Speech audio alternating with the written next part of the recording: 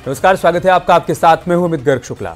सहारनपुर के सांसद इमरान मसूद ने प्रस्तावित वक्फ कानून का विरोध किया और मुसलमानों को भड़काने की कोशिश की।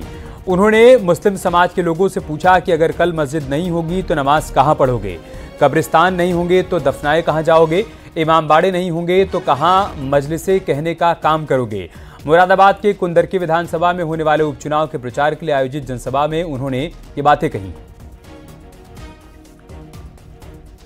आपको समझना पड़ेगा कि कल मस्जिद नहीं होगी तो नमाज कहां पढ़ोगे, कल कब्रिस्तान नहीं होगी तो दफनाए कहां जाओगे, कल ये खानकाहें नहीं होगी तो कहां बैठ करके मजलिसें होंगी, ये इमामबाड़े नहीं होंगे तो कहां बैठ करके मुहर्रम की मजलिसें करने का काम करोगे। प्रदेश बीजेपी के अध्यक्ष भूपेंद्र चौधरी ने इमरान मसूद पर पलटवार किया। उन्होंने आरोप लगाया कि इमरान मसूद जैसे लोग समाज को बांटने वाले बयान देते हैं। उन्होंने एसपी और कांग्रेस पर वोट बैंक के लिए नफरत भरे बयान देकर समाज को बांटने का आरोप लगाया। इमरान मसूद हो चाहे समाजवादी पार्टी के नेता हो, इनका जो दृष्टिकोण है और उस दृष्टिकोण में ये कहीं ना कहीं वोट बैंक के रूप में अपनी संभावनाएं देखते हैं और इन्होंने हमेशा समाज में जाति, भाषा और सांप्रदायिक आधार पर तनाव पैदा करके वोट बैंक प्राप्त करने का काम किया है। हमारी सरकारें माननीय प्रधानमंत्री जी के नेतृत्व में सबका साथ, सबका विकास और सबके विश्वास के साथ आगे बढ़े। हमेशा प्रधानमंत्री जी 140 करोड़ लोगों को एड्रेस करते हैं, लेकिन ये जातिवादी लोग हैं, परिवारवादी लोग हैं, ये समाज को बांट करके देश को कमज़ोर करना इस कांग्रेस की और समाजवादी पार्टी की मंशा है। मुजफ्फरनगर में किसान संगठन के कार्यक्रम में हथियारों का प्रदर्शन किया गया, जिसका वीडियो सोशल मीडिया पर वायरल हो रहा है। ढोल की थाप पर हथियार लहराते हुए डांस किया गया। खुलेआम हथियार का प्रदर्शन करने वाला व्यक्ति इलाके का हिस्ट्री शीटर है। वायरल वीडियो के आधार पर पुलिस जांच पड़ताल कर रही है। छप्पर थाना क्षेत्र का वीडियो बताया जा रहा है।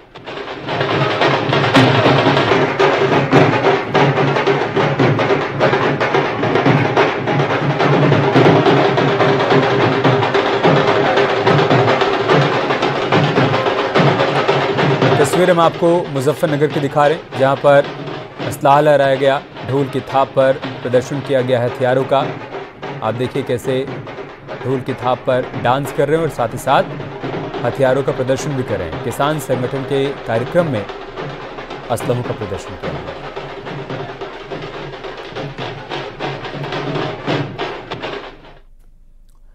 यूपी में आज से उपचुनाव के लिए नामांकन प्रक्रिया शुरू हो गई है। बीजेपी उपचुनाव की सभी सीटों पर नाम फाइनल कर केंद्रीय नेतृत्व को भेज चुकी है। बीजेपी सूत्रों की माने तो पार्टी 22 अक्टूबर तक अपने प्रत्याशियों के नाम का ऐलान कर देगी। इसी सप्ताह यूपी में विधानसभा के उपचुनाव के नामों पर अंतिम मुहर लगाने के लिए केंद्रीय चुनाव समिति की बैठक प्रस्तावित है। उपचुनाव में प्रत्याशी चयन को लेकर बीजेपी ने जाति समीकरणों पर खासा ध्यान दिया है। इसके अलावा बीजेपी के पुराने कार्यकर्ताओं को ही प्रत्याशी बनाने पर पार्टी का जोर है, यानी कि बीजेपी में प्रत्याशी चयन में पैराशूट उम्मीदवारों से परहेज किया जाएगा।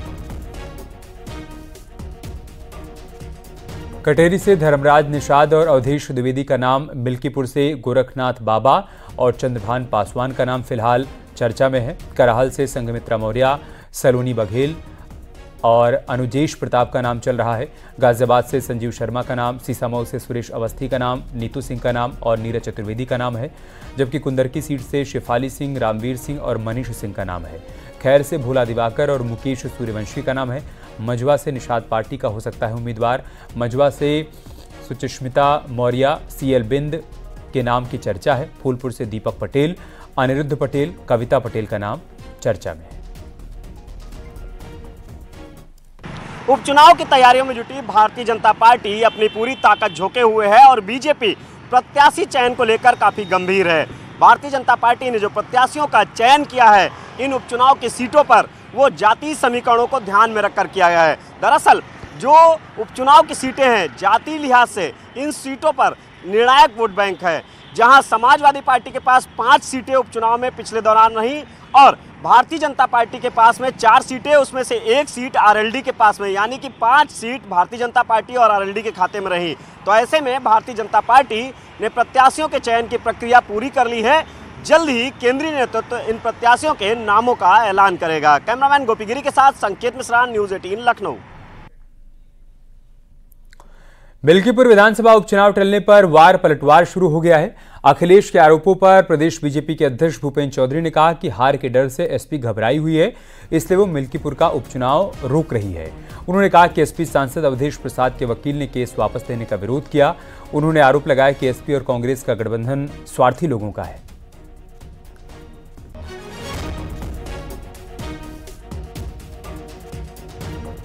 सर, जिस तरीके से मिल्कीपुर उपचुनाव को लेकर जो याचिका थी उसे वापस लेने के लिए आपके पूर्व विधायक कोर्ट पहुंचे थे और कल समाजवादी पार्टी के पक्ष से वकील भी इसमें खड़े हुए। क्या लग रहा है कि सपा इसको रोकना चाह रही है? निश्चित रूप से समाजवादी पार्टी हताश है और निराश है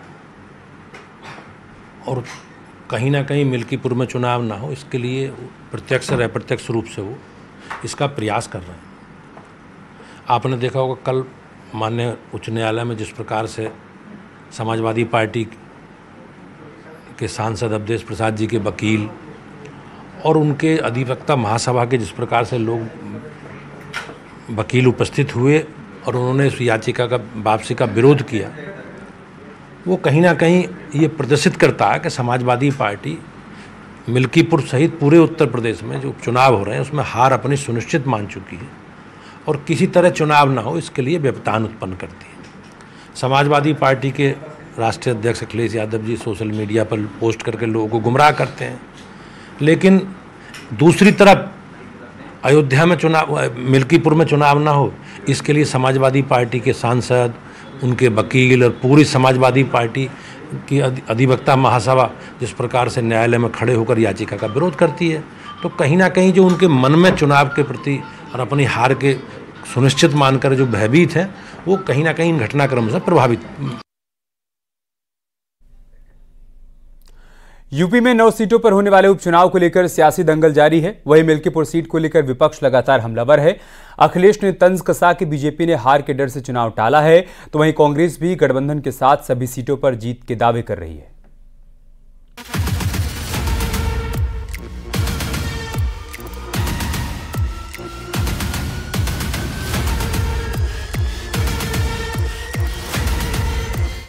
महर्षि वाल्मीकि जयंती पर अखिलेश यादव ने लखनऊ में महर्षि वाल्मीकि की प्रतिमा पर माल्यार्पण किया।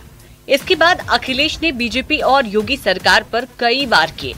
मिल्कीपुर विधानसभा उपचुनाव को लेकर अखिलेश ने आरोप लगाया कि बीजेपी यहां पर चुनाव हार जाएगी। बीजेपी के तमाम आंतरिक सर्वे में भी ये रिपोर्ट आ रही है, इसलिए वहां पर हार के डर से चुनाव टाला गया। मिल्कीपुर का चुनाव उनके अपने सर्वे में वो हार रहे थे। बीजेपी और उनके साथियों का जो इंटरनल सर्वे होता है उसमें वो हार रहे थे, इसीलिए उन्होंने पहले बीएलओ बदले, जिसमें कि पिछड़े पीडीए परिवार के सब बीएलओ हटा दिए गए, पीडीए परिवार के अधिकारी हटा दिए गए। उसके बाद फिर उन्होंने इंटरनल सर्वे कराया। मुख्यमंत्री जी कई बार गए, प्रशासन के लोगों को बुला करके राय मशवरा किया, इंटेलिजेंस से रिपोर्ट ली। जब उन्हें ये पता लग गया कि वो चुनाव हार रहे हैं, इतने खेल खेलने के बाद प्रभु राम की नगरी अयोध्या सुर्खियों में है। इस बार चर्चा का केंद्र है मिल्कीपुर विधानसभा सीट पर होने वाला उपचुनाव। मिल्कीपुर विधानसभा सीट जो पहले विधायक अवधेश प्रसाद के कब्जे में थी, उनके सांसद बनने से अब खाली हो गई है और यहाँ उपचुनाव की तैयारी चल रही है। मिल्कीपुर में उपचुनाव की तारीख का ऐलान नहीं हुआ है। इसकी वजह है बीजेपी के पूर्व विधायक बाबा गोरखनाथ के जरिए 2022 के विधानसभा चुनाव के बाद हाईकोर्ट में दायर याचिका। हालांकि अब उन्होंने अपनी याचिका को वापस ले लिया है, लेकिन अब गेंद कोर्ट के पाले में है। अवधेश प्रसाद जी ने जो कागज लगाए, जो नोटरी कराई, वो बोकस थे। उसका लाइसेंस 6 वर्ष पूर्व खत्म हो गया था। उस पे निर्णय भी हुए हैं, ऐसा नहीं कि उस पे निर्णय नहीं हुए। मेरे बात पे मैंने अधिवक्ताओं को बताया, कोर्ट के सामने, हाई कोर्ट के सामने बात गई तो स्टे तो नहीं मिला, पर मेरी बात को माना और सबको इशू नोटिस, उस पर मामला चल रहा था। इसी बीच में चुनाव होता है, अवधेश प्रसाद जी सांसद बनते, उन्होंने इस्तीफा दे दिया। जब इस्तीफा दे दिया तो चीज वैसे शून्य हो गई, क्योंकि इस तरीके का ये देश का पहला मामला था। वहीं अजय राय ने एक बार फिर कहा है कि कांग्रेस और एसपी दोनों दल साथ मिलकर लड़ेंगे और दावा किया है कि सभी सीटों पर एनडीए को हराएंगे। मिलकर लड़ेंगे और 10 की 10 जीतेंगे। कितनी सीटें मिलनी फिर भी आपको? मिल रही है, मिल के लड़ेंगे, बस इतना ही कहूंगा, मिल के लड़ेंगे और डंके की चोट सपा पर। नेता ने कहा है कि महाराष्ट्र में भी चुनाव है, उन्होंने कहा है कि जब तक सपा को साथ नहीं लिया जाता चुनाव नहीं जीत सकते। अब वो राष्ट्रीय नेतृत्व उस पर निर्णय ले रहा है, बहुत जल्द निर्णय आ जाएगा, मिल के लड़ेंगे। संभल से समाजवादी पार्टी के सांसद जियाकुर रहमान बर्क ने कहा है कि समाजवादी पार्टी यूपी उपचुनाव के लिए तैयार है। एसपी सभी सीट पर जीत दर्ज करेगी। देखिए, यकीनन मैं पुंडरकी विधानसभा से विधायक रहा हूं और इस समय अल्लाह करम से संभल लोकसभा क्षेत्र से सांसद हूं और वो इस लोकसभा का हिस्सा है। लेकिन जहां भी पूरे प्रदेश के अंदर उपचुनाव होने 10 सीटों पे, वहां उत्तर प्रदेश में समाजवादी पार्टी पूरी मजबूती के साथ में तैयारी कर रही है और पूरी अच्छी रणनीति तैयार कर करके चुनाव मैदान में उतरेगी। माननीय अखिलेश यादव जी के नेतृत्व में चुनाव को लड़ा जाएगा। जिस प्रकार हमने लोकसभा के आम चुनाव के अंदर एक अच्छी सीटें जीतने का काम किया है, इंशाल्लाह चाहे बीजेपी कितने भी सामदाम दंडभेद अपना ले, मैं पूरी जिम्मेदारी से कह रहा हूँ चुनाव आयोग ईमानदारी से अपना वो रखेगा तो अगर चुनाव आयोग की तरफ से पूरी निष्पक्षता से हमारा चुनाव होगा तो हम इसकी उत्तर प्रदेश की सारी सीटों को जीतने का काम करेंगे। यूपी की 9 सीटों पर उपचुनाव का ऐलान हो चुका है। सभी सीटों पर एक ही बार में 13 नवंबर को वोटिंग होगी और फिर 23 नवंबर को काउंटिंग होगी। वहीं अयोध्या की मिल्कीपुर सीट को लेकर फंसे कानूनी पेच से विपक्ष को बैठे बिठाए सरकार को घेरने का मुद्दा मिल गया। देखिए, चुनाव निर्वाचन आयोग की परिधि में होता है। चुनाव आयोग उसकी समीक्षा करती है और जो सक्षम अधिकारी होते हैं उनको लगाते हैं, जिनके खिलाफ शिकायतें होती हैं उनको हटाते हैं। किसी भी राजनीतिक दल को किसी के भी शिकायत करने का अधिकार है, लेकिन अखिलेश जी आप झूठ मत फैलाइए। प्रशासन ने आकलन करके, निर्वाचन आयोग ने आकलन करके जिनको भी हटाया वो हर चुनाव में होता है। इस नाते मैं कहूंगा कि आप झूठ बोलना बंद करिए। वहीं अगले 2-3 दिन में ये मुद्दा नहीं सुलझा तो मिल्कीपुर का उपचुनाव टल सकता है। ऐसे में बीजेपी चाहती है कि ये कानूनी पेच दूर हो और मिल्कीपुर में भी 13 नवंबर को उपचुनाव हो सके। न्यूज़ 18 के लिए ब्यूरो रिपोर्ट।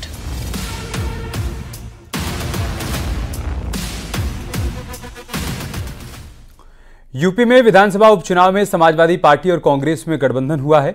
यूपी में 2 सीटें कांग्रेस को मिली हैं। गाजियाबाद और खैर विधानसभा सीट पर कांग्रेस प्रत्याशी चुनाव लड़ेगा। बाकी 8 सीटों पर समाजवादी पार्टी का प्रत्याशी मैदान में होगा। उपचुनाव के लिए एसपी ने एक और प्रत्याशी घोषित किया है।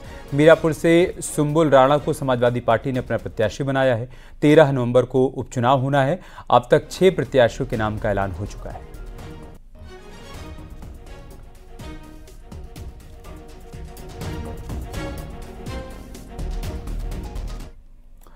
कांग्रेस को सीट शेयरिंग में गाजियाबाद और खैर विधानसभा सीट मिली है। गाजियाबाद सीट के समीकरण की बात करें तो यहां पर 2022 में बीजेपी ने बड़ी जीत हासिल की थी।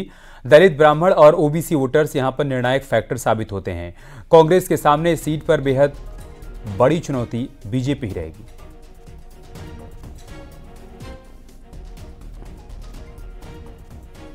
निश्चित रूप से जो हमारा गठबंधन हुआ समाजवादी के साथ, तो पहले से भी गठबंधन हमारा लोकसभा से चल रहा है।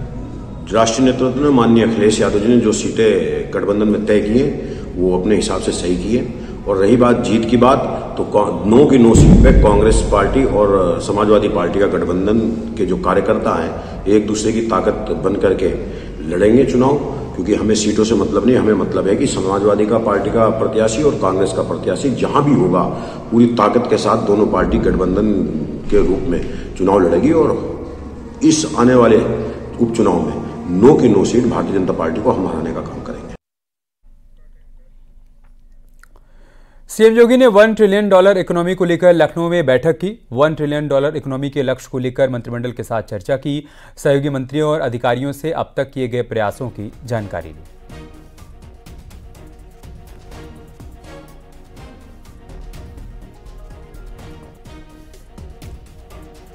इधर बीजेपी के संगठनात्मक चुनाव को लेकर पार्टी के राष्ट्रीय चुनाव अधिकारी डॉक्टर के लक्ष्मण ने कहा कि भारतीय जनता पार्टी का संगठनात्मक चुनाव एक पर्व है। जनवरी के आखिर तक भारतीय जनता पार्टी को नया अध्यक्ष मिल जाएगा और साथ ही उन्होंने कहा कि पोलिंग बूथ से लेकर राष्ट्रीय अध्यक्ष तक नए चेहरे सामने आएंगे। हम संगठन पर्व मान के चलते हैं, चुनाव के नज़रिए में नहीं देखते, क्योंकि भारतीय जनता पार्टी सभी दलों से भी भिन्न दल है।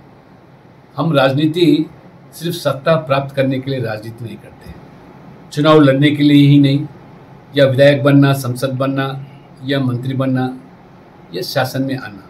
सत्ता इसलिए हम चाहते कि गरीब के हित के लिए काम करने के लिए। सदस्यता प्रक्रिया तो लगभग पूरा हो गया। अभी सक्रिय सदस्य अभी जारी है। सक्रिय सदस्य पूरा होते ही पोलिंग बूथ कमेटी, उसके बाद मंडल कमेटी, बाद में जिला और प्रदेश, उसके बाद राष्ट्रीय अध्यक्ष का चुनाव। शायद मेरे अनुभव से जनवरी तक ये पूरा हो जाएगा। ये हमारे संगठन पर अभी नया कमेटी जो भी। उत्तराखंड में यूसीसी लागू करने की दिशा में आज एक अहम दिन है। देहरादून में कमेटी ने सीएम धामी को रूलिंग बुक सौंप दी है। रूलिंग बुक के साथ ही मैनुअल बुक भी सीएम पुष्कर सिंह धामी को सौंपी गई है। यूसीसी रूलिंग का ड्राफ्ट अब न्याय विभाग के पास परीक्षण के लिए जाएगा, फिर इसे कैबिनेट में पास किया जाएगा। ये 2 वॉल्यूम में यूसीसी की रिपोर्ट और नियमावली तैयार की गई है। 400 पेज की रिपोर्ट और 200 पेज की नियमावली बताई जा रही है।